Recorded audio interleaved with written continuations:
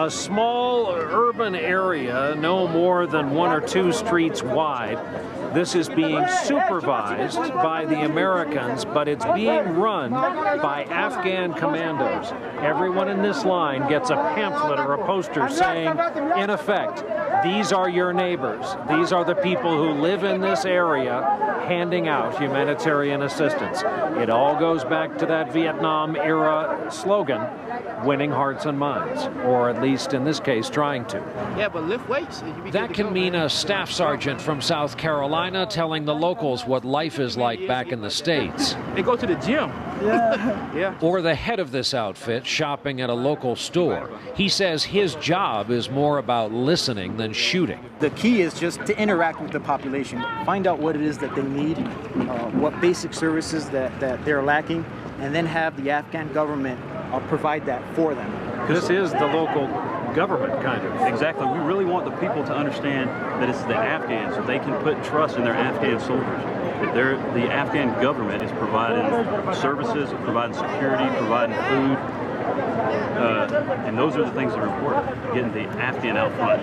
So the Americans have backed further and further away. It's kind of a metaphor for getting them to do more of the fight as well. We want to work ourselves out of a job.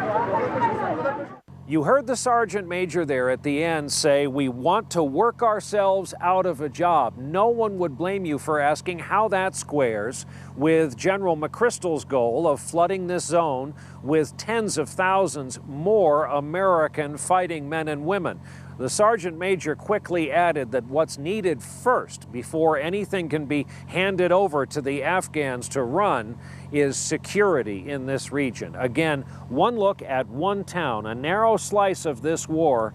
There are 35,000 towns just like it here in Afghanistan. We'll have more coverage from this region when we see you from here tomorrow night.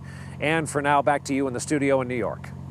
Brian Williams reporting from Afghanistan tonight. And on that last point, as President Obama weighs whether to send more U.S. troops to Afghanistan, an NBC News Wall Street Journal poll out tonight reveals what the public thinks. Our chief White House correspondent and political director, Chuck Todd, is now in our Washington bureau with details on this. Chuck, what are we learning?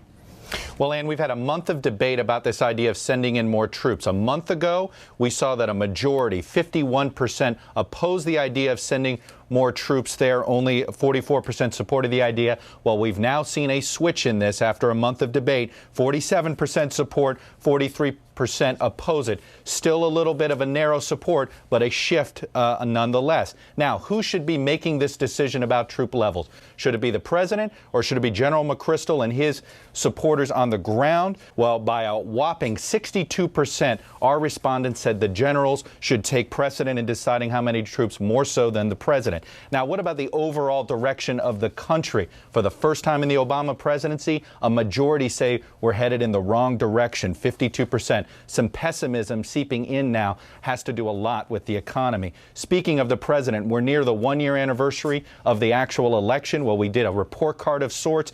On personal characteristics, he scores very well, 61%.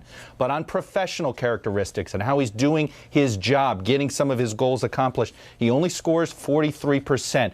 Obama the man does well. Obama the president, there's still some questions. And finally,